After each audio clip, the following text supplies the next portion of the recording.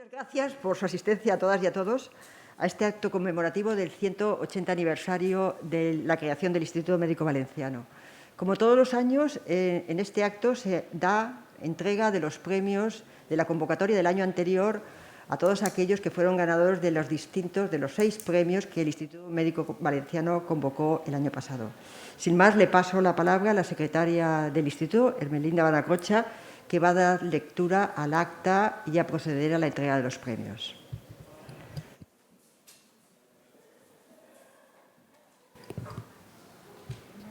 ¿Ya está? Vale.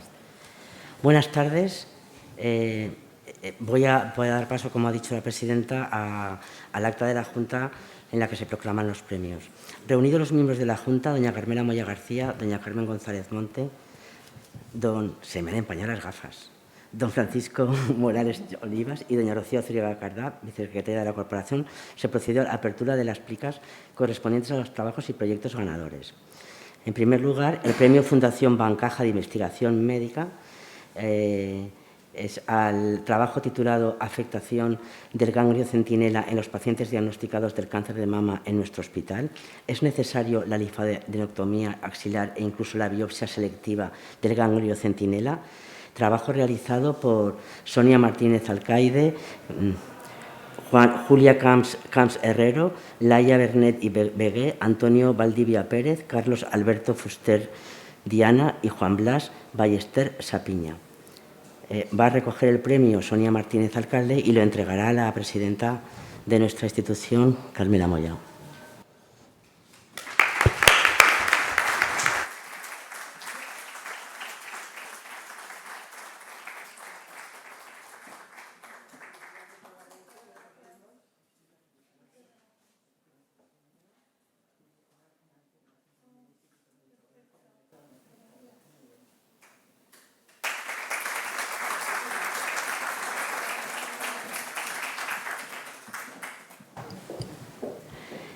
La beca Dr. Juan Peset Alexandre del excelentísimo Ayuntamiento de Valencia al proyecto titulado Biomarcadores para detectar precozmente la miocardiopatía auricular inducida por la práctica de ejercicio físico extenuante, prevención del síndrome Pafillama en Valencia, ciudad del running.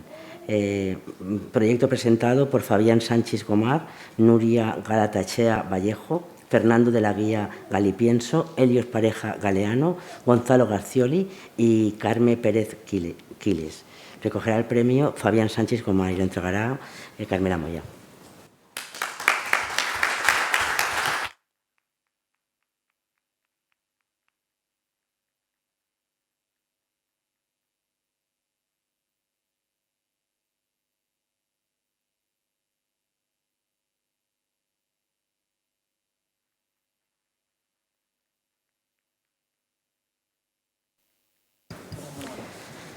El premio Roel del Instituto Médico Valenciano al trabajo titulado Factores maternos asociados a fumar durante la gestación y sus consecuencias en niños de maternidad, resultados de un estudio comarcal de 18 años.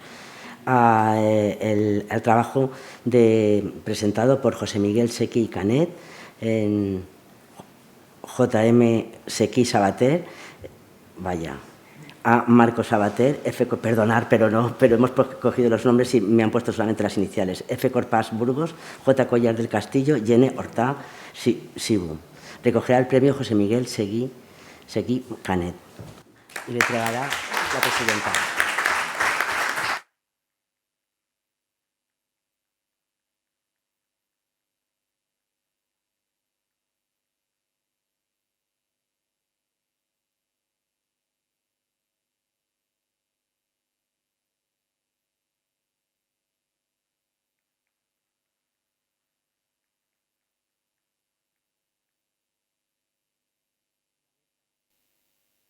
La beca Dr. Juan Pallarés para investigación oftalmológica ha sido, las dos becas a Santiago Montoliu Marzo y Ana López Montero para el proyecto el certificado europeo en oftalmología. Entregará el premio la patrocinadora del mismo, que es doña Mercedes Pallarés.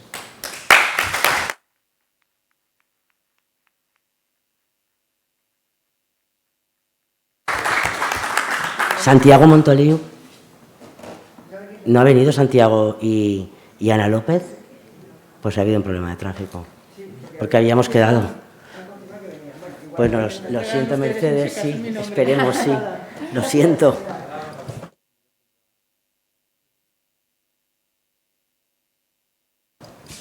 Por último, el premio Ibafer Luis Mifsud por la propuesta de diseño de investigación Registro de Trauma en la Comunidad Valenciana, al trabajo presentado por Pedro Aldana Carmona y Carmen Casal Angulo. Y la persona que lo va a entregar de esta institución es el doctor don José Sorribes de Ibafer.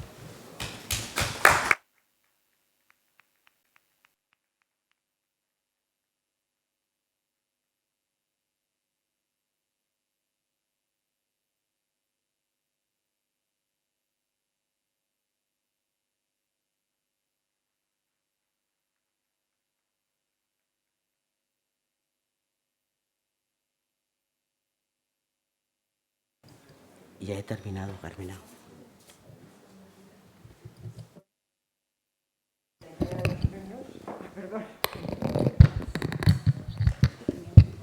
Sí, bueno, perdone. Con esto concluimos la entrega de los premios que se han concedido este último año y entramos ya en el acto conmemorativo en su segundo desarrollo. Vuelvo a insistir y a dar las gracias a todos los que han asistido a este acto conmemorativo de la Fundación del Instituto Médico Valenciano. Quiero agradecerles a todos el esfuerzo que han hecho por venir a un acto presencial cuando son tan escasos todavía los que se organizan de esta manera. Y quiero también agradecer de forma muy especial a las personas que me acompañan en la mesa, principalmente a Mercedes Hurtado, presidenta del Colegio de Médicos de Valencia, a Marian García Layunta, directora general de Asistencia Sanitaria de la Consellería de Sanidad, de Sanidad Universal y Salud Pública. También quiero agradecer la presencia, aunque no está en la mesa, de Javier Chorro, decano de la Facultad de Medicina de la Universidad de Valencia, a Vicente Cebolla, presidente de la Real Sociedad Económica de Amigos del País, y a Marina Gisbert, presidenta del Comité de Bioética de la Comunidad Valenciana. Como les he dicho, hace 180 años que el médico Luis Beltrán y un grupo de colegas fundaron el Instituto Médico Valenciano. La herencia ilustrada del siglo XVIII, los cambios políticos y sociales de la época contribuyeron a las transformaciones importantes en el campo científico y concretamente en el de la medicina, adoptando la fe en el progreso y en los métodos científicos como una de las reglas de oro a seguir. Y con este espíritu nació el Instituto Médico Valenciano, con la finalidad de detectar los intereses de los profesionales, fomentar la investigación, el estudio, la discusión, el intercambio de ideas y participar en el proceso de las ciencias médicas y sociales. Con estos conceptos en los que ha permanecido el Instituto Médico Valenciano a lo largo de su larga ya historia. Este acto que hoy nos reúne tendríamos que haberlo celebrado al finales de marzo, que es cuando tuvo lugar la reunión de constitución del Instituto Médico Valenciano en el año 1841. Pero la pandemia del COVID-19 desaconsejaba su realización de forma presencial y nuestro objetivo era volver a encontrarnos todos de forma físicamente, o todos los que pudieran ser de forma física. Por eso nos inclinamos por fijar la fecha en octubre en espera de que la situación epidemiológica nos fuera más favorable, como afortunadamente así lo es. La pandemia, la célebre pandemia, lleva ya entre nosotros más de 19 meses, oficialmente desde el 11 de marzo del 2020, fecha en que la OMS la reconoció como tal, y esto ha condicionado la vida de todos nosotros. Más allá de las cifras de los enfermos, los fallecidos o los parados, la pandemia ha supuesto también una crisis en la vida cotidiana, en la forma de relacionarnos, de comunicarnos, de hacer, de sentir, a la que tampoco ha sido ajeno, evidentemente, todas las personas que formamos parte del Instituto Médico Valenciano. Todo esto pues, nos ha obligado de alguna manera a reinventarnos en cuanto a qué actividades priorizar, cómo mantener el contacto con nuestros socios y con la sociedad valenciana en general. Nos inclinamos por iniciar, por todas aquellas actividades que hiciéramos, hacerlas de forma online, a través de la página web del Instituto, que se actualizó, igual que el canal YouTube del Instituto, para poder facilitar la comunicación de estas actividades. Y en cuanto a las actividades que hemos realizado este año, pues tengo que destacar, en primer lugar, pues referirnos, como no, el tiempo que hemos dedicado a la maldita pandemia, ¿no?, en lo que supone la difusión de información, por un lado, sobre la situación epidemiológica que se iba conociendo y que periódicamente hemos ido colgando en la página web del Instituto. También hemos realizado sesiones y conferencias sobre las medidas que se iban implementando para prevenir la transmisión del virus y el tratamiento de la enfermedad. Y así iniciamos en el mes de enero un ciclo sobre la evidencia científica en relación con las vacunas y sobre los tratamientos farmacológicos de la COVID-19. Para ello contamos con Mara Garcés, pediatra e investigadora, y con Francisco Morales, catedrático de farmacología, grandes conocedores de estos temas, que expusieron a lo largo de 3 sesiones lo que la investigación científica iba produciendo en estos ámbitos. Por otro lado, también abrimos una línea de trabajo sobre el tema de todo lo que significaba la muerte digna. Esta era una iniciativa que teníamos intención de haber desarrollado el año anterior, pero este año la hemos podido consolidar finalmente. El objetivo de hablar de la muerte digna era realizar una serie de actividades que facilitaran la reflexión y el debate sobre el proceso final de la vida, teniendo en cuenta además la inminente publicación de una ley tan importante como la Ley Orgánica sobre la Eutanasia, y con esta finalidad hemos realizado una serie de actividades. La primera de ellas fue una entrevista sobre los contenidos del documento de las voluntades anticipadas con uno de los expertos que contribuyeron a la redacción de dicho documento, Vicent López, miembro además también del Comité de Bioética de la Comunidad Valenciana. También realizamos, un mes después, una conferencia sobre los aspectos éticos que la ley de la eutanasia implicaba. Esta conferencia fue impartida por la presidenta del Comité de Bioética de la Comunidad Valenciana, Marina Gisbert.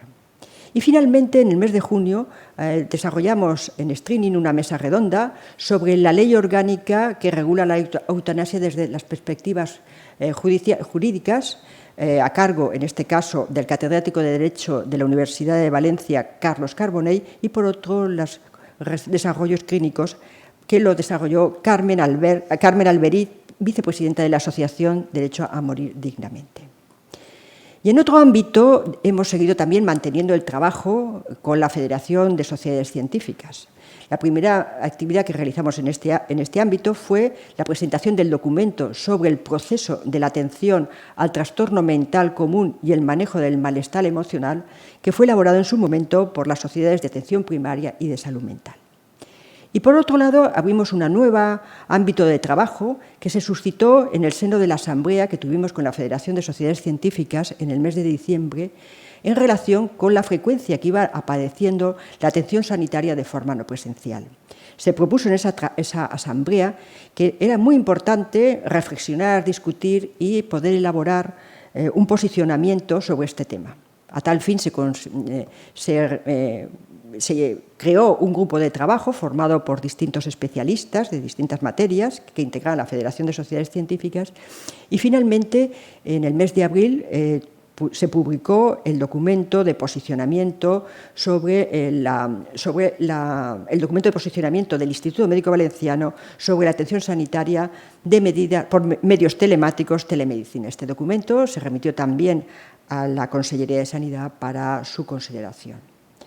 Pero también hemos seguido colaborando activamente con instituciones y organismos con los que tenemos ya una estrecha relación, como es el Ayuntamiento de Valencia, sobre todo manteniendo la actividad ya iniciada el año pasado sobre el trabajo de prevenir el suicidio en la ciudad de Valencia, actividades que se han hecho de forma telemática y que en este mes de marzo ya empezarán con actividades de tipo presencial.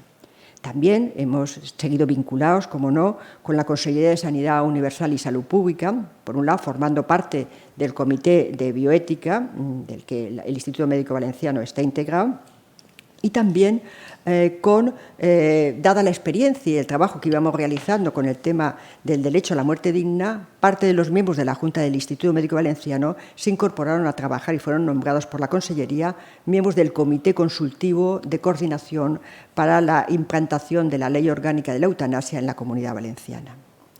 También hemos seguido colaborando con nuevas iniciativas con la Asociación de Derecho a Morir Dignamente, sobre todo en la realización de actividades de reflexión e información sobre el periodo final de la vida y en este área distribuyendo entrevistas, conferencias sobre la experiencia de la aplicación de la eutanasia en otros países donde este derecho ya está implantado.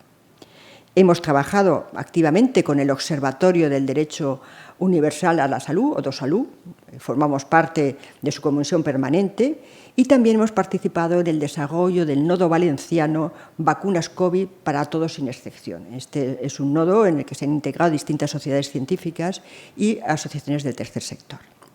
Por supuesto que hemos mantenido la convocatoria de todos nuestros premios, como en años anteriores, y este año además se ha incorporado un nuevo premio a los ofertados por el Instituto, un nuevo premio, en el ámbito de las emergencias sanitarias, y es el premio IBAFER, Luis Misú, que ahora hemos entregado también el de este año.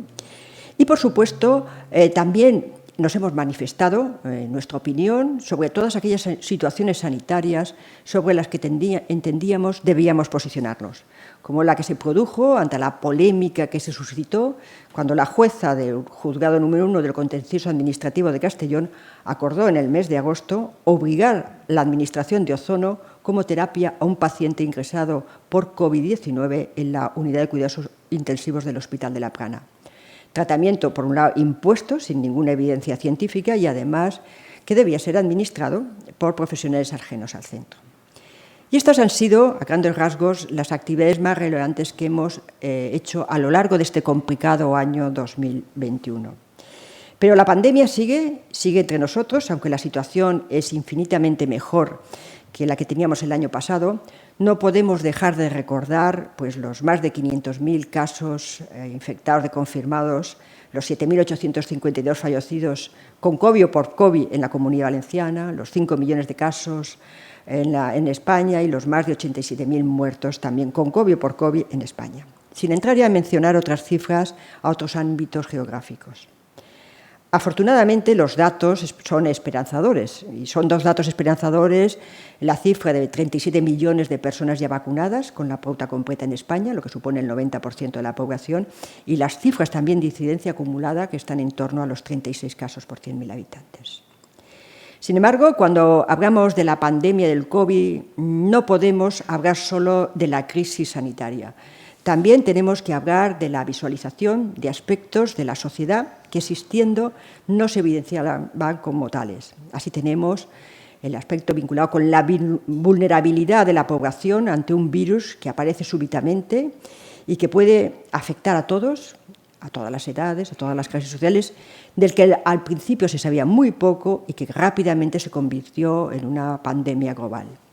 También la falta de preparación para afrontar las emergencias globales que se han visualizado, la importancia de los servicios públicos de calidad y especialmente los sanitarios y los de cuidados, el impacto que los recortes de estos servicios fundamentales han tenido también en la mayor incidencia y gravedad en los grupos más vulnerables, los sistemas de información deficientes con los que contábamos ante esta situación como la pandemia, la importancia de la investigación versus vacunas, versus tratamiento, la carencia también de un modelo de gobernanza compartida en una España de las autonomías y también la ausencia de una gobernanza mundial en salud que ha impedido liderar una respuesta conjunta. Ya, por no hablar de los cambios en las modalidades de trabajar que se han aparecido, en los cambios en la forma de consumir, de relacionarlos, en las redes sociales como fuente de difusión a veces de bulos, en la necesidad de entender las vacunas como un bien público global. En fin, es muy largo el etcétera. Y por eso, en esta sesión en la que celebramos este 180 aniversario de la fundación del Instituto Médico Valenciano, queremos que se hable de esa otra dimensión no estrictamente sanitaria que la pandemia ha supuesto y tratar de analizar las consecuencias, implicaciones y enseñanzas de esta pandemia global. Y para ello contamos con la inestimable presencia del profesor Joan Romero, que es la persona encargada este año para emitir la conferencia de nuestro acto conmemorativo. Muchas gracias.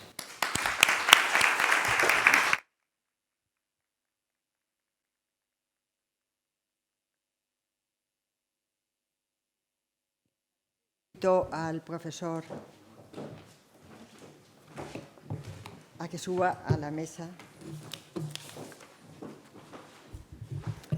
Siéntate, si te parece. Bien. Bueno, tengo un poco de miedo. Bueno, voy a presentar brevemente al profesor Joan Romero. Yo creo que muchos de ustedes lo conocen perfectamente. Joan Romero es catedrático de Geografía Humana y miembro del Instituto Interuniversitario de Desarrollo Local de la Universidad de Valencia. Ha sido profesor de esta universidad en titulaciones de Ciencias Políticas y de la Administración, Geografía, Historia, Periodismo. Imparte docencia en distintos máster. Y durante los últimos años ha centrado su actividad docente e investigadora en el campo de la geografía política, políticas públicas, estructura del Estado y nuevas formas de gobernanza territorial en España y en Europa. Entre sus publicaciones más recientes, estos 2 últimos años, merecen citar la geografía del despilfarro en España y el cambio climático en el Mediterráneo, procesos, riesgos y políticas públicas, que se editó este año 1920. En su actividad investigadora es autor o editor de 30 libros y de casi un centenar de artículos y capítulos de libros. Ha sido investigador principal y coordinador de distintos proyectos sobre estrategias de cooperación territorial, así como de la gobernanza territorial en España. Tiene muchos más méritos que no voy a enumerar, pero sí que querría señalar que es miembro también de la Cátedra Alphonse Cucó de Reflexión Política Europea en la Universidad de Valencia y de la Escola Europea de Pensament Lluís Vives de la Universidad de Valencia. Desde el 2006 ha sido director de la colección Desarrollo Territorial de Publicaciones de la Universidad de Valencia. Es director también, igualmente, de la colección Tirán Lobran de Humanidades.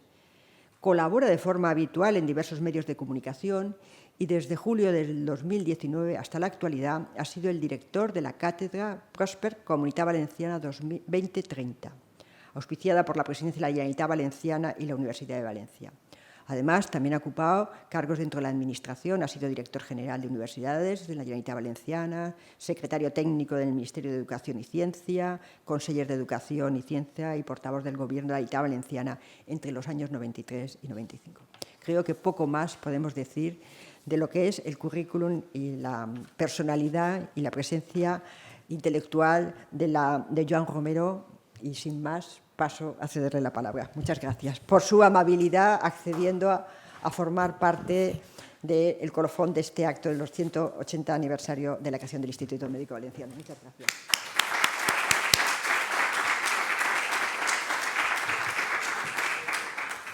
Muy buenas. Autoridades, miembros de la Junta, querida Carmela y miembros de la Junta, muchas gracias por vuestra muy amable invitación a esta conversación. Yo lo entiendo como una conversación entre tradiciones académicas distintas que me parece que debían prodigarse más, por eso os agradezco doblemente la invitación. Una conversación entre que hace aquí un viejo profesor de Ciencias Sociales en un colegio de médicos. Creo que es saludable y deberíamos promoverlo más. La conversación entre tradiciones de ciencias sociales, ciencia de la salud, ingenierías y otras muchas, creo que las cosas van por ahí. La conversación entre el mundo académico y el mundo de las políticas públicas es importante. Entre el mundo de la academia y el mundo de la política y el mundo de la sociedad civil es muy importante. Y me parece que en ese contexto es donde yo quiero entender vuestra más que amable invitación a un poco a pensar juntos sobre esta cuestión, ¿no?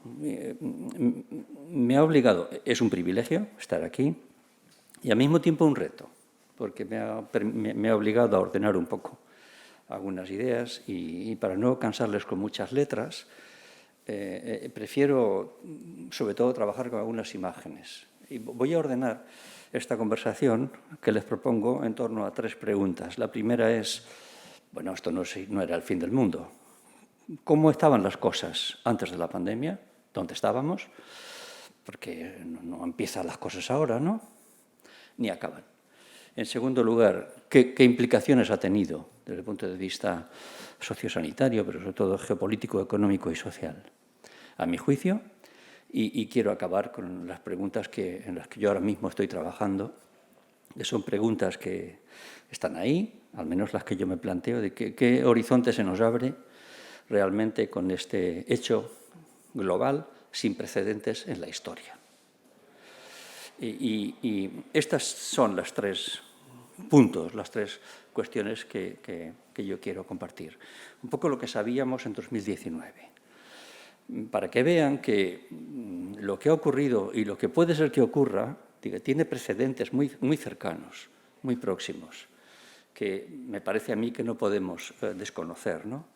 Un poco, a mí siempre me gusta ver las cosas un poco con el vaso medio lleno. Antes de la pandemia, el mundo nunca había estado mejor que ahora. Esto a veces me gusta compartirlo con mis alumnos y alumnas porque a veces tendemos a mirar como si todo estuviera mal. Nunca habíamos estado como ahora. Cualquier indicador que tomemos, alfabetismo, tasa de mortalidad, lo que sea, da igual. El mundo estaba en un punto que nunca habíamos estado mejor. Pero es verdad que las ciencias sociales empezaban a hablar de un mundo sin centro, un mundo fragmentado, un mundo muy vertical, un mundo multiunipolar, G2, Estados Unidos-China, G3, Estados Unidos-China y G0. Esto es lo que veníamos diciendo antes de la pandemia, ¿no? En un contexto hablábamos de desglobalización, hablábamos de crisis climática, hablábamos de sociedades fracturadas, sobre todo en Occidente, sociedades donde las jóvenes generaciones, algunos colegas lo definen como sin horizonte de espera, no tienen vinculación con nuestros relatos del siglo XX, pero tampoco tienen un relato consistente para el futuro.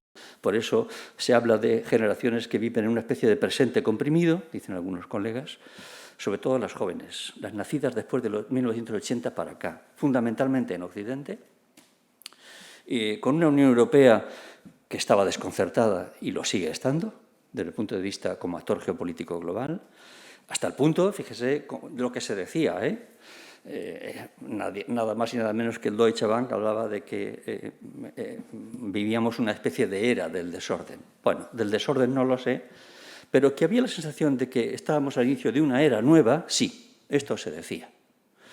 Y yo comparto esa idea, pero un cambio de era no se produce de un día para otro, ¿no? Hablábamos de la crisis de las estructuras multilaterales, nacidas todas después de la Segunda Guerra Mundial. La presidenta hablaba de ello, ¿no? Un poco la Organización Mundial de la Salud, la ONU en general, la OCDE, el Fondo Monetario, el Banco Mundial, la Organización Mundial de Comercio, la OTAN, todo está un poco en discusión. Y ha demostrado determinadas flaquezas también, ¿no? Fíjense, todo esto es de antes de la pandemia. Fíjense, hablamos de crisis de la globalización. Por tanto, no hablamos de esto ahora porque ha ocurrido la pandemia.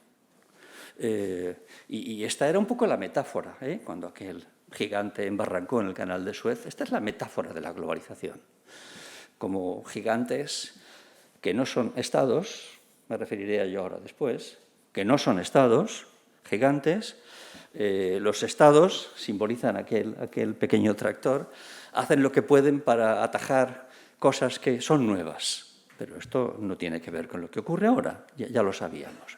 Este es el mapa que estudiamos la mayor parte de los que estamos aquí, por no decir todos los que estamos aquí. Este es el mapa del mundo que ha estado en nuestras cabezas. El mapa del siglo XXI es este, pero esto es antes de la pandemia. Este es el mapa del siglo XXI. El mundo se ha desplazado hacia el Pacífico. Esto es el siglo pasado. Esto es el siglo actual. Y esto se ha acelerado mucho, sobre todo después del año 2000, 2001, que es cuando realmente la historia un poco se acelera. Vivimos un poco en este tiempo. Claro,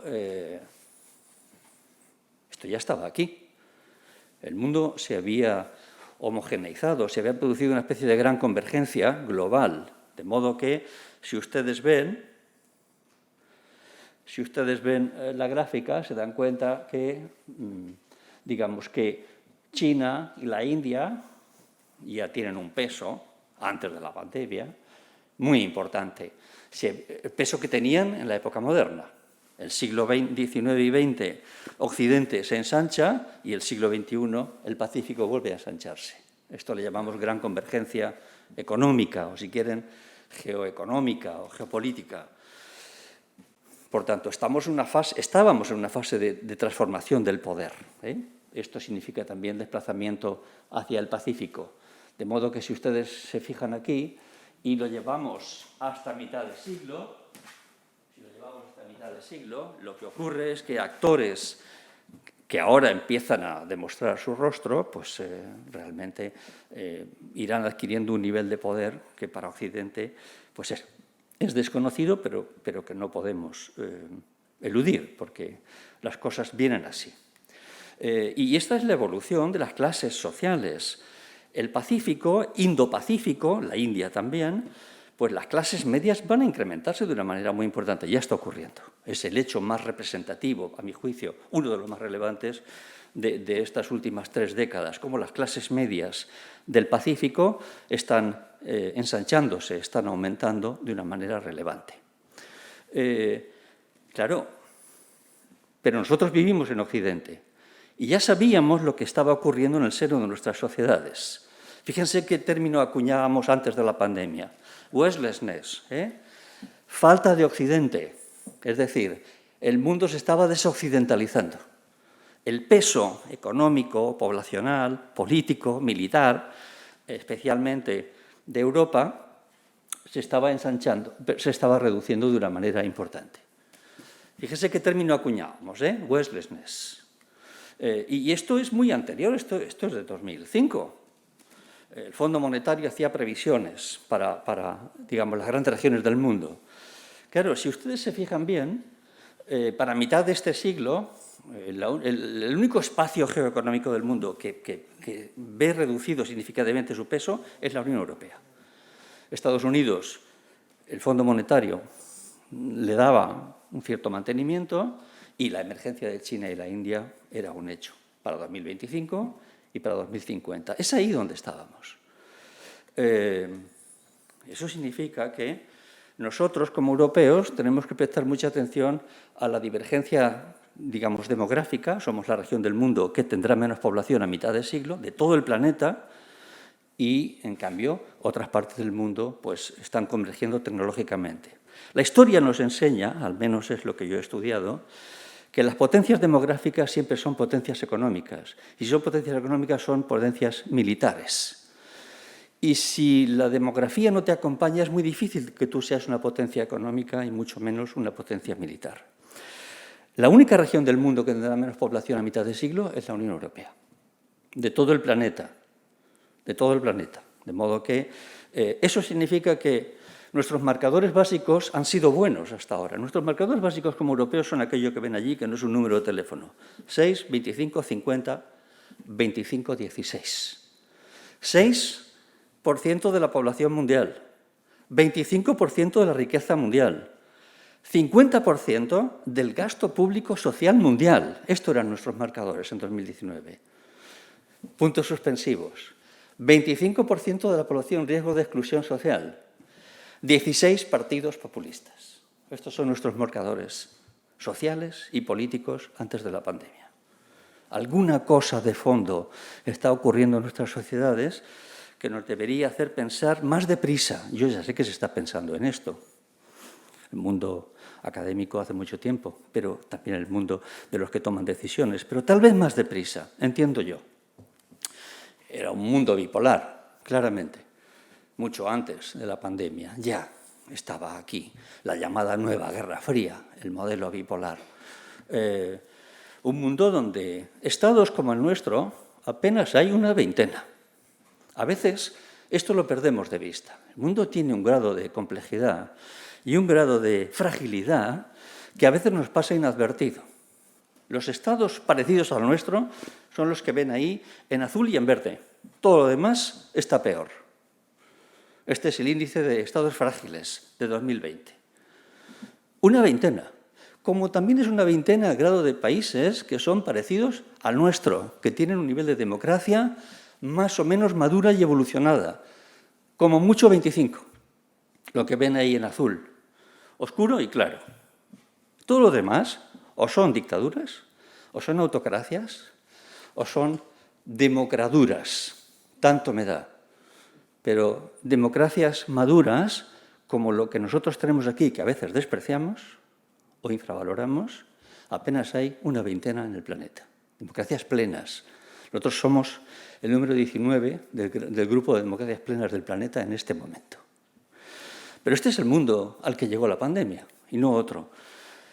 En una Europa que tiene desafíos internos y desafíos externos. Desafíos internos, porque hay países de la Unión que ponen en cuestión el propio funcionamiento de la Unión, especialmente países excomunistas que se han incorporado a la Unión en las últimas décadas, especialmente Polonia y Hungría. Es nuestro elefante en la habitación en este momento. Puede tener más serias repercusiones que el propio Brexit, la situación, el desafío que ahora mismo plantean estos países de la Europa del Este. Y también tenemos, digamos, desafíos internos propios, económicos, sobre todo las periferias de la Unión, la vieja periferia que somos nosotros y la nueva periferia. Esto ya lo teníamos así, porque la pandemia llega en este contexto. Los países de la vieja periferia, que somos Portugal, Irlanda, Portugal, España, sur de Italia y Grecia, y los países de la nueva periferia, países antiguos excomunistas, pues tenemos unos niveles de productividad, unos modelos productivos que realmente pues, nos obligaban a repensar un poco nuestro propio futuro, en un contexto de desindustrialización que se remonta a 25 décadas atrás. La deslocalización de actividades hacia el Pacífico no es de ahora. Ahora lo hemos visto, lo estamos viendo en ocasión de la pandemia. Con un nivel de desempleo importante. La pandemia nos sorprendió un poco desguarnecidos algunas sociedades. Fíjense sobre todo en nosotros, un poco en esta parte de Europa. Con una deuda pública, nosotros somos estos. Nosotros somos estos de aquí, una deuda pública importante y con unos niveles de exclusión social muy importantes. Nosotros somos los terceros por la derecha. Este es el grado de población. Este es nuestro marcador 25, porcentaje de población en riesgo de exclusión social. Es en este contexto en el que la pandemia nos sorprendió. Ya sabíamos que esto había llegado. No nos tiene que sorprender a nadie. Ya sabíamos que teníamos un gran problema mundial para esta década. Para esta década, si lo dejamos para la siguiente, será tarde. El último informe del Panel Internacional de Cambio Climático es demoledor. Jamás pensé yo que se atreverían a poner por escrito lo que han puesto. Es demoledor. Es el informe previo a la reunión de Glasgow que tiene lugar el mes que viene. Demoledor. Y advierten de que no estamos haciendo lo suficiente. De modo que la cumbre de 2015, que tiene nivel de tratado, no se olviden de esto, de tratado, la idea era esta, pues no está dando el resultado previsto. La reunión del año 2019 no voy a hacer comentario de ella en cuanto a la poca entidad que tuvo y tenemos, no obstante, serios problemas, especialmente en esta parte del mundo, del Mediterráneo, donde el cambio climático será muy intenso y los procesos se extremarán mucho, lo dice cualquier informe que queramos ver y aproximarnos con curiosidad intelectual. Todo el mundo sabe que estamos peor que en 1992, en los indicadores que nos hemos comprometido a variar, todo el mundo lo sabe, y este es el balance de nuestras sociedades desde el punto de vista social. La pandemia nos sorprende en un contexto en el cual, esto es una gráfica muy conocida de mi colega Branko Milanovic, donde un poco hace un balance del crecimiento real acumulado entre el 98 y el 2008, entre el 88 y el 2008. Si se fijan bien, el único rasgo importante que nos tiene que interesar como europeos es que, así como las clases medias en el Pacífico, de los países emergentes, fundamentalmente el Pacífico, crecieron mucho, en Occidente, que es lo que él define como la tradicional clase media en países avanzados, tiene una pérdida importante, una pérdida muy importante de ingreso real acumulado. Y, por último, naturalmente, hay un grupo muy reducido de población mundial, que es las élites globales, que concentran un nivel de riqueza, pues concentraban un nivel de riqueza muy elevado y lo siguen haciendo. Quédense con este valle, con esta fosa, que dice él, donde está la letra B, porque estas son las clases medias de los países occidentales. Nuestras clases medias que se han adelgazado, que se han fracturado.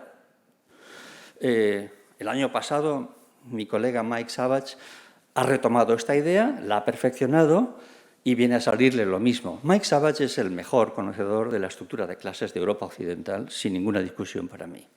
Y viene a decir un poco lo mismo. Si se dan cuenta, digamos, la parte del mundo, el 50% que está en el fondo, apenas concentra el 12% del total del crecimiento, mientras que el 1% captura el 27% del total del crecimiento. Quédense con esta idea. Pero esta especie de fosa, aunque esté menos reducida que esta, sea menos pronunciada, esta es la estructura social exprimida de nuestras democracias occidentales. Es aquí donde opera la pandemia. De modo que en la segunda mitad del siglo XX nuestras sociedades occidentales adquirieron forma un poco de diamante o de almendra, pero en 2019 pues nuestra estructura social se parece más al cuerno de Gabriel. Tiene esta base muy larga y muy fina hacia arriba, donde se concentra en una parte reducida de población, la mayor parte de la riqueza, y una estructura social que se va ensanchando hacia abajo de una manera creciente. El otro día, pensando en esto, compartí con ustedes, se me ocurrió que lo que mejor representaba nuestra estructura social actual es esto. Es esto. Desde el punto de vista de la estructura social, sería vista la Torre Eiffel de aquella manera. Esta sería nuestra estructura de nuestras sociedades occidentales. 7 u 8 capas distintas. 7 le salen a Mike Savage. Muy ensanchada en la base. En este caso sería más exagerada la base por nivel de renta. De estructura social, y en cambio, en concentración de renta y riqueza, sería la Torre Eiffel a la inversa. Una parte muy pequeña que concentra la mayor parte de la renta y de la riqueza. Ya saben que son conceptos distintos. De modo que esto es lo que estábamos estudiando antes de la pandemia. Nuestras sociedades se habían fracturado, hablábamos del precariado, hablábamos de sociedad expulsada. De sociedades expulsadas significa que son alejadas de la estructura, digamos, central. Los grupos de población son expulsados hacia abajo y hacia los lados. Esta es una dinámica que nos acompaña durante 20 o 25 años y que hace que muchos colegas pues, se planteen estas cuestiones. Y ha aparecido algo nuevo en los últimos 20 años, sobre todo 30, pero sobre todo 20. Los nuevos imperios, que son poderes nuevos que no son cartografiables. A mí me gusta definir los nuevos imperios como son imperios que no tienen mapas concretos, pero que son más importantes que los viejos imperios que tenían territorio, el británico, el francés, el belga, el que fuere, ¿no? Los nuevos imperios son estos, más los chinos, que tienen imperios parecidos más pequeños. Estos son los nuevos imperios del siglo XXI, que puede estar introduciendo cambios muy representativos en nuestras sociedades. Fíjense, los gigantes tecnológicos en este momento, esto es 2005 a la izquierda y esto es 2020 ahora. En azul son las tecnológicas. Estos son los grandes gigantes de la actualidad, las tecnológicas. Solamente hay un amarillo que es, digamos, el petróleo, ¿no? Pero todo lo demás son gigantes, son tecnológicas. Pero fíjense en la escala. Si se dan cuenta, se ha producido un trasvase hacia la tecnología, gigantes tecnológicos, en detrimento de sectores productivos, de una manera, con unos niveles de concentración de poder y de riqueza que es, en fin, incomparable con el poder que pueden reunir decenas y decenas de estados juntos. decenas de estados, democráticos o no, juntos. Esto es lo que forma parte, a mi juicio, uno de los rasgos característicos del paisaje geopolítico actual más relevante. Con un añadido. Esto es la capacidad que tienen, la capacidad y el poder que tienen las tecnológicas. En azul son las norteamericanas, está a escala, ¿eh? En naranja son las asiáticas. En amarillo es lo que pesamos nosotros. Quédense con esto, porque este es el petróleo del siglo XXI y nosotros no tenemos. El petróleo del siglo XXI es la tecnología, es la revolución digital que ya ha llegado. Y en este momento está en Estados Unidos y en gran parte en China. Nuestro peso es aquello que ven allí en amarillo, es lo que pesan nuestras tecnológicas. Tecnológicas que han puesto en marcha un nuevo problema en nuestra sociedad y es la capacidad que tienen para invadir nuestra privacidad y para poner en marcha mecanismos de vigilancia que algunos colegas lo definen como la edad del capitalismo de la vigilancia y que mi colega Carissa Belliz, en un libro fantástico, los dos, publica recientemente, habla de, digamos, la privacidad y qué relación tiene con el poder. Esto es lo que hay.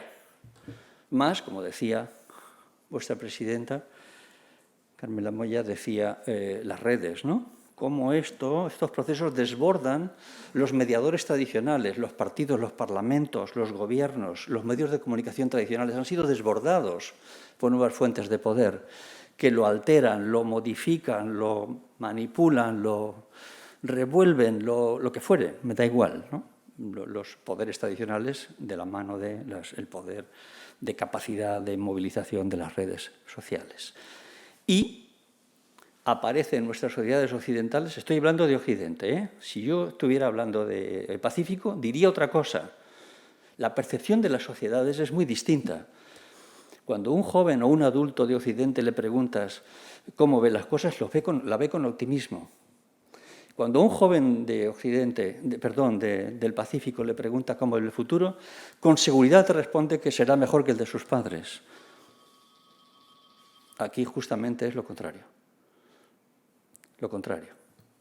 Las cosas han mejorado mucho, pero en algunas partes del mundo ha sido para bien y en otras ha generado incertidumbre e inseguridad. En nuestras sociedades hay mucha incertidumbre y mucha inseguridad respecto del futuro. Y la incertidumbre y la inseguridad y un poco el temor genera una especie de movimientos profundos en nuestras sociedades que a veces se traducen en la aparición de movimientos antisistema, de nuevos movimientos populistas, de discursos nuevos, de relatos nuevos, como mis colegas han puesto de relieve en dos textos que yo les recomiendo vivamente.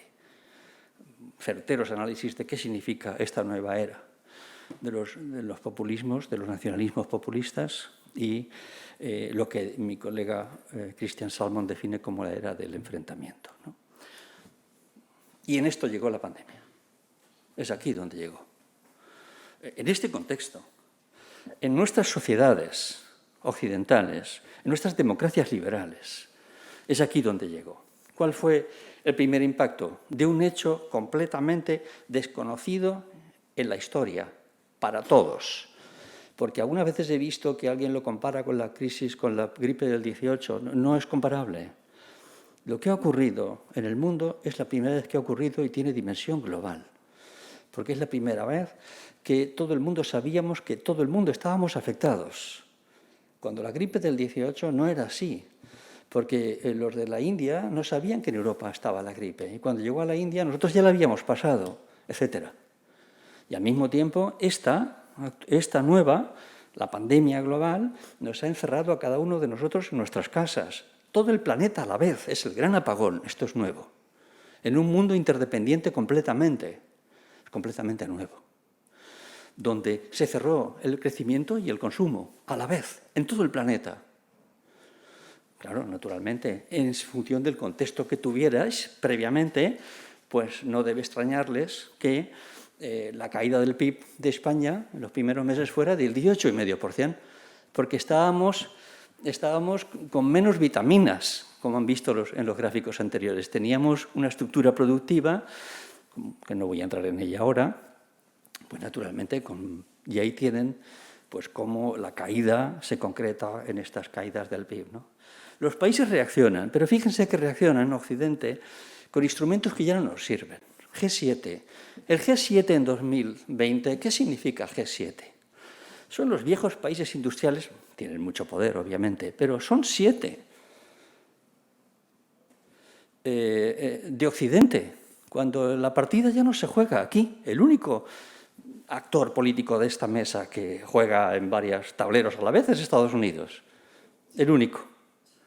El resto vivimos un poco, pedaleando un poco en el aire, como si la reunión del G7 fuera a resolver nuestros problemas.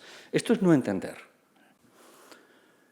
cómo ha cambiado el mundo en los últimos 25 años. Y esta reunión, para mí, es casi una reunión del mundo de ayer.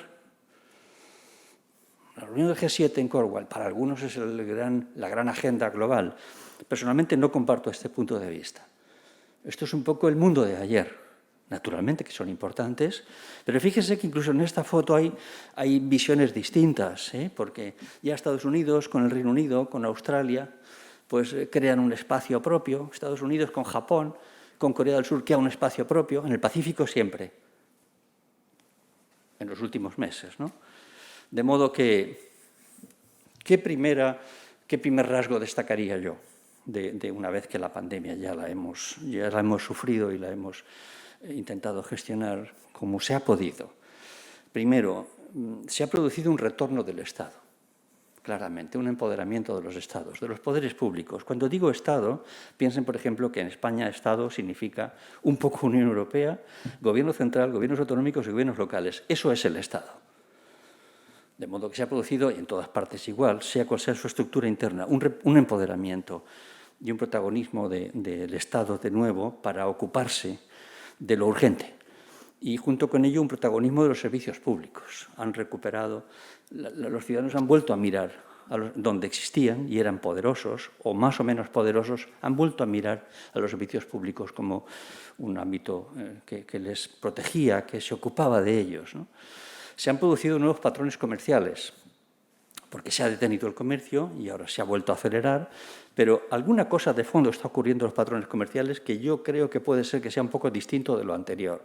Se han abierto debates nuevos en Europa, como el de la necesidad de tener más autonomía estratégica, de hablar de reindustrialización. Macron, anteayer, habla de un plan de reindustrialización para toda Francia. ¿Por qué? Pues porque nos hemos dado cuenta de que somos vulnerables, porque la fábrica del mundo estaba muy lejos, estaba en el Pacífico. Y esta vulnerabilidad la hemos sufrido ahora. Recuerden aquellos primeros meses donde no teníamos ni mascarillas porque nuestras fábricas del textil ya no existían. Ahora vuelven a fabricar mascarillas en la Vall d'Albaida. Entre otras cosas, ¿no? Pero hubo un momento en que todo se había desplazado hacia el Pacífico, la gran fábrica del mundo. Los juguetes de Navidad. Vemos que la fábrica del mundo se había desplazado. Hablamos de autonomía estratégica ahora por eso, en Europa Occidental, también en España, por supuesto. Se han acelerado muchos procesos que ya estaban antes. Fundamentalmente, la revolución digital se ha acelerado muchísimo, muchísimo. La pandemia ha servido para acelerar procesos que ya estaban ahí. Sin duda alguna, el que más se ha acelerado a mi juicio. Y la inteligencia artificial, con todo lo que eso supone. Esto puede tener repercusiones muy notables. Por ejemplo, centrémonos 10 segundos en la revolución digital. ¿Qué impacto va a tener la revolución digital en los mercados de trabajo? Ahora mismo algunos colegas dicen, bueno, el mundo se va a desglobalizar un poco. No lo niego, pero al mismo tiempo nos hemos dado cuenta que yo puedo trabajar para una empresa de aquí a 12.000 kilómetros. Puede deslocalizarse el empleo vía teletrabajo. ¿Va a producirse eso? Si se produce eso, ¿qué repercusión tendría sobre nuestros sistemas de bienestar que descansan sobre el empleo?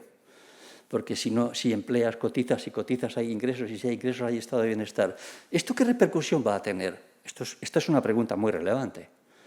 La inteligencia artificial y la revolución tecnológica puede contribuir a deslocalizar el empleo, pero nuestras sociedades occidentales descansan sobre el empleo. Otros procesos se han revertido, sin duda alguna, Y luego pues hay riesgos para la Unión Europea, porque el mundo se ha acentuado esta polaridad entre Estados Unidos y China, claramente.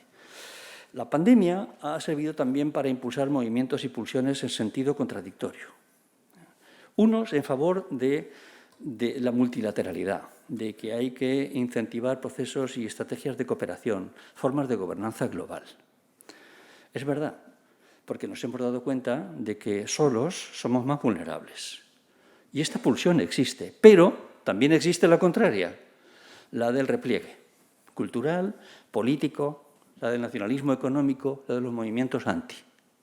También existen, y en este momento están las dos en el seno de nuestras sociedades, inseguras, llenas de incertidumbre.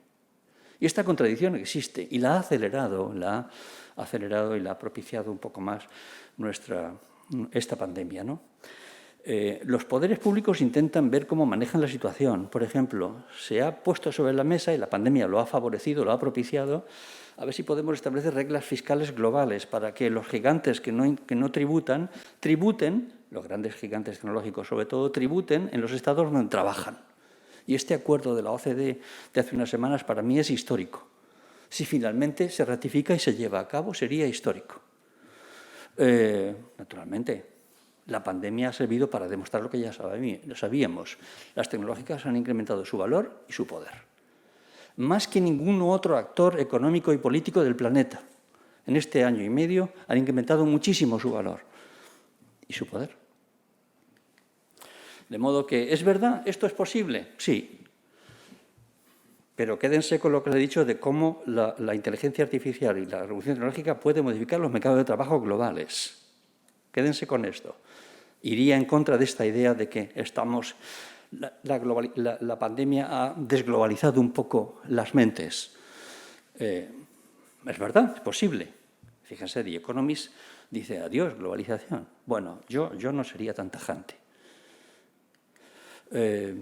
Consecuencias sociosanitarias, que no les voy a molestar porque ustedes saben mucho más que yo, muchísimo más. Han sido situaciones de urgencia que los gobiernos, especialmente occidentales, con mayor o menor fortuna, pues han resuelto, a mi juicio, finalmente muy bien, con muchas dudas iniciales, con muchas interrogantes, pero finalmente creo que se han resuelto muy bien. A mí me parece que la buena respuesta de la Unión Europea, finalmente, después de dudas de los Estados, de España, de forma singular, yo creo que tenemos que sentirnos orgullosos de cómo finalmente se ha resuelto un hecho histórico sin precedentes. El éxito de la vacunación en los países desarrollados es espectacular. La importancia de los sistemas públicos ha resistido. El modelo de cuidados pues, ha evidenciado los déficits que ya sabíamos que tenía. Ha aumentado los problemas emocionales y de salud mental. La emergencia de movimientos de concienciación social y de violencia política han emergido. Había malestar y la pandemia lo ha acelerado. Es muy llamativo que ciudadanos le peguen fuego a una UCI en un país democrático de Europa Occidental, y lo han hecho. Es muy llamativo que ciudadanos asalten un centro de salud, y lo han hecho. Han aparecido movimientos antivacunas. Afortunadamente España, y yo me siento orgulloso de esto, es uno de los pocos países donde estos movimientos no se han consolidado. Creo que hay que sentirse orgullosos de esto. Pero, por otro lado, la brecha norte-sur es muy evidente. Hoy mismo, esta mañana, la Organización Mundial de la Salud decía que, bueno, pues que no estamos cumpliendo con los países en desarrollo, naturalmente, que no lo estamos haciendo, y que el nivel de vacunación de los países en desarrollo pues, es muy bajo. Y que los propios compromisos de España, por ejemplo, con América Latina, no se están cumpliendo de enviar vacunas. Esto hoy mismo, ¿no? Claro, nosotros estamos orgullosos. Nosotros somos uno de los países del mundo con mayor nivel de vacunación, de tasa, de porcentaje. Estos datos es de 15 de octubre. Fíjese que nosotros estamos prácticamente arriba del todo. Junto con Canadá somos de las democracias maduras con mayor tasa de índice y Portugal con mayor índice de vacunación. Pero fíjense un país como Nigeria, un gran país, en términos de poblacionales. Es el último de esta lista. De modo que tenemos muy buenas luces en algunos países occidentales y algunas sombras. Claro, ya sé que no es lo mismo vacunar 30 millones que vacunar 1.300. Esto ya lo sé. Porque, claro, la India ha vacunado a un montón de gente. En porcentaje es distinto, no es lo mismo, ¿no? Y también hemos visto un poco la percepción ciudadana, cómo se va acercando cambio climático y salud. La pandemia esto lo ha favorecido y esto me parece importante. Este informe, que les he traído algunos informes por si quieren luego leer con más calma en casa, sobre la relación entre cambio climático y salud, que se ha producido con ocasión de la cumbre de cambio climático de Glasgow de las próximas semanas, por la Organización Mundial de la Salud, me parece muy relevante, porque la pandemia ha servido para acercar esto que yo decía antes, ¿no? Estas conversaciones entre la salud, la economía, el medio ambiente, la física. Esto lo ha facilitado y lo ha acentuado, lo ha acelerado bastante. Claro, pero la brecha norte-sur para aplanar la curva de la pandemia subsiste. Y el sur global aguarda recursos, no sé si patentes, para proceder a aplanar la curva como lo hemos hecho nosotros, porque si no, nosotros seguimos estando expuestos. Consecuencias económicas y sociales, y con esto acabaré. Bueno, pues primero, se paró la economía y el consumo. Se ha evidenciado el Pacífico como fábrica del mundo. Ha habido un gran impacto en las cadenas de valor. En este momento ya hemos visto que los chips se fabricaban en Taiwán. Ya hemos visto que algunas materias primas están en manos de muy pocos países, materias primas esenciales, en manos de muy pocos países, fundamentalmente en aquella parte del mundo. Y ahora pues, nuestras estructuras productivas sufren y algunas fábricas empiezan a tener dificultades, como ustedes leen cada día en la prensa, ¿no? Porque sean las cadenas de valor y la demanda creciente y la salida en la expansión de la demanda rápida de algunas partes del mundo ha hecho que se produzca esto, ¿no? Han aumentado los precios agrícolas, han aumentado las materias primas críticas. Ustedes dirán, el magnesio, el silicio, pues son fundamentales para sectores industriales claves. Están en pocas manos y han aumentado mucho el precio. La pandemia ha favorecido, ha propiciado esto, ¿no? Hay problemas de producción industrial, especialmente sectores que dependen de componentes que se fabrican en Asia, claramente. Ha abierto un debate importante y es, bueno, y entonces ante este hecho histórico sin precedentes, ¿cómo hacemos? Entonces, si ustedes se fijan 2008 y 2020-2021, se dan cuenta que los poderes públicos, los grandes gobernantes del planeta, especialmente occidentales, pero no solo, han optado por una solución diferente a la de 2008. 2008 fue una solución, digamos, ortodoxa en términos neoliberales. 2020 ha sido una solución ortodoxa en términos keynesianos. De modo que soluciones distintas para situaciones diferentes. Ahora las soluciones son un poco en la línea de incrementar el gasto por parte de los poderes públicos, como decía Keynes, en fase contracíclica se incrementa el gasto, pero Keynes decía, pero cuando las cosas mejores hay que meter disciplina fiscal. Muchas veces esto no lo leo, no lo suelo leer. Mucha gente se queda con la primera parte de la tesis, incrementemos el gasto, pero Keynes decía, pero cuando las cosas vayan bien hay que meter disciplina fiscal, Esto último se lo digo porque se lee menos de lo que debería leerse.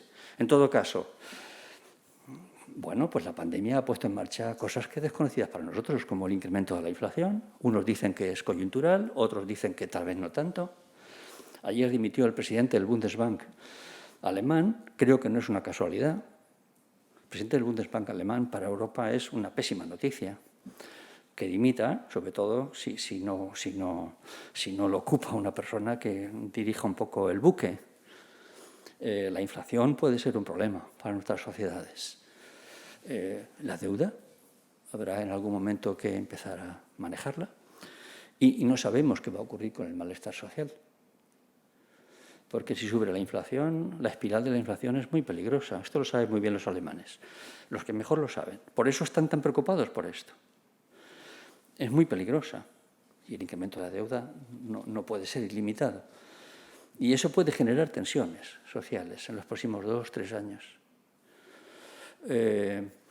Se ha visto con claridad la relación directa entre COVID y pobreza. Por cierto, quien mejor lo ha explicado han sido colegas suyas del área de ciencias de la salud, sus colegas que trabajan en el Hospital del Mar de Investigaciones Médicas de Barcelona, en un artículo, a mi juicio, fantástico, publicado en The Lancet, donde ponen con un estudio de caso la relación entre COVID y pobreza, cómo ha castigado a la COVID según barrios, naturalmente, esto ha quedado claro. Han aumentado las desigualdades y la precariedad en nuestras sociedades occidentales, de donde veníamos, acuérdense. Se ha incrementado la pobreza severa en España entre 5 y 6 puntos respecto de la que teníamos.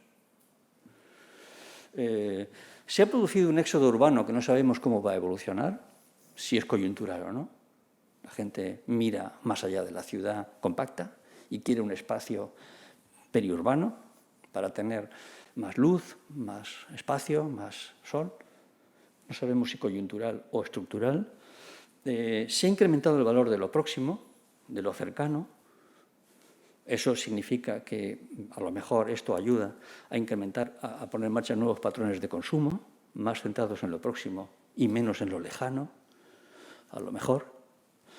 Especialmente entre los jóvenes estos valores están muy asentados, son muy sólidos. Cualquier encuesta reciente de cualquier ciudad, de cualquier país de Europa Occidental lo dice. Hay como una especie de brecha entre los jóvenes y los que somos más mayores. Estos nuevos valores están más asentados en las generaciones más jóvenes, nacidas después del 80, y estos nuevos valores, más vinculados a fórmulas saludables, sostenibles, llame como quieran, pues ha vuelto, ¿no? Incluso algún colega se atreve a hablar de esto. ¿Por qué no desaceleramos? Fíjense lo que la pandemia ha traído, ¿no? ¿Por qué no desaceleramos? Y mi colega, que es geógrafo también, Danny Dorling, trabaja en Oxford, acaba de publicar este texto diciendo, igual es el momento de desacelerar, porque esta máquina va demasiado rápida y a lo mejor no va bien. No lo sé. Y acabo. ¿Qué enseñanzas sacaría yo? Pues estamos en una nueva era que la pandemia acelerará, porque la transición ya estaba aquí y a lo mejor la pandemia acelera la transición hacia no sabemos dónde ni qué. Transición ya estábamos. Tal vez el mundo se sitúe definitivamente en estas próximas décadas en el Pacífico, por tanto, a lo mejor ya Occidente, en vez del extremo oriente, tenemos que hablar de extremo occidente, tal vez.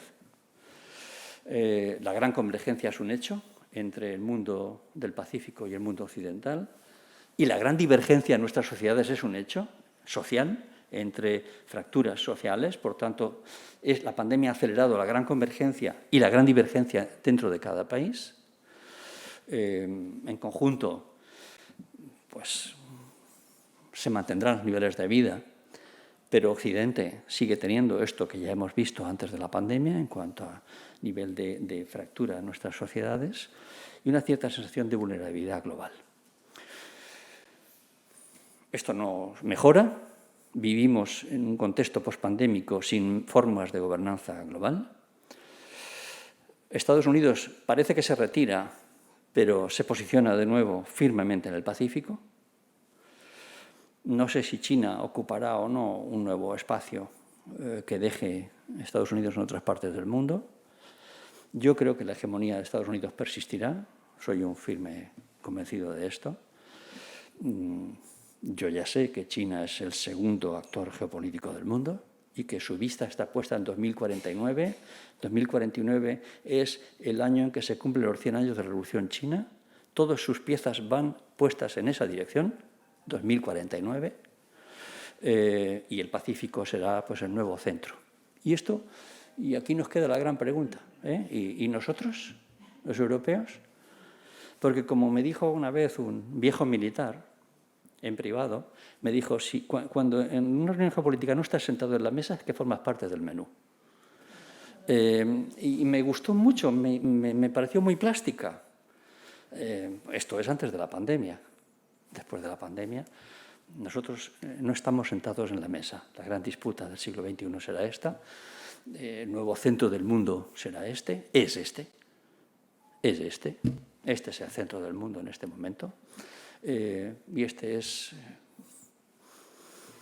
como a lo mejor tenemos que llamarnos, como nos llaman ya desde allí, el extremo occidente, que somos nosotros, ¿no? Nosotros toda la vida hemos estudiado el extremo oriente, pues a lo mejor ahora es el extremo occidente. Vemos que somos capaces de hacer nosotros, veremos si la curva de las desigualdades y la autonomía estratégica, como europeos, somos capaces de remontarlo, no lo sé. Y esto es lo que sabemos. Lo que no sabemos, pues 4 o 5 preguntas que yo me hago sobre las que no tengo respuesta. ¿Cómo va a afectar la revolución digital a nuestros estados de bienestar? Yo no lo sé. Creo que nos va a afectar, pero no sé cuánto ni de qué manera. ¿Cómo nuestras sociedades van a evolucionar en términos de valores? Si vamos a ser capaces o no de ocuparnos en serio, pero con formas globales, de los efectos de la crisis climática, que es la gran incógnita y el gran desafío para esta década.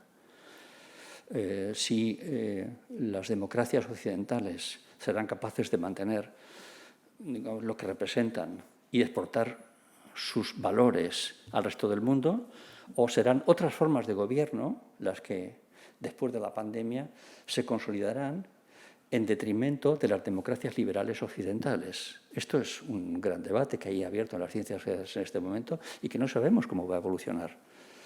Algunos hablan de nuevos despotismos. Incluso hay un libro que se llama así, The New Despotism. Son regímenes híbridos, tipo Rusia, tipo Turquía, dictaduras tipo China, que si las vas sumando resulta que son muchos más que las democracias, que esta veintena de democracias liberales de Occidente, aquel mapita en azul que les he puesto al principio. Entonces, ¿hacia dónde se decantará la balanza? No lo sabemos. Ahora mismo parece que la democracia liberal occidental pues está un poco rodeada, vamos a decirlo así, pero igual no. ¿Cómo van a cambiar los valores en las poblaciones, en las generaciones occidentales? Y por último, si esta incertidumbre, esta inseguridad, las sociedades van a mirar, esto no lo sabemos porque ocurren las dos cosas a la vez en este momento, si las sociedades occidentales mirarán de nuevo hacia los partidos tradicionales, de centro-izquierda o de centro-derecha, o mirarán hacia opciones políticas a la derecha de los partidos conservadores o a la izquierda de los partidos socialdemócratas. Esto no lo sabemos, porque hay de todo. Parece que en los últimos 2 años, justamente con la pandemia, muchos ciudadanos han vuelto a mirar a los partidos tradicionales, conservadores o socialdemócratas, porque entienden que se encuentran más protegidos. Esto es lo que dicen las últimas elecciones que se están produciendo. Y que los populismos han perdido un poco su discurso, su relato. Pero esto es muy volátil. Yo aquí no me atrevo a hacer, por eso digo que no lo sé. Yo creo que las ciencias sociales no lo saben. Y esto es lo que quería decirles un poco. ¿Dónde estábamos, para no perderlo de vista? ¿Qué ha ocurrido con la pandemia? ¿Y qué preguntas hay en este momento en las ciencias sociales para seguir interrogándonos sobre el futuro que nos concierne a todos? Muchas gracias.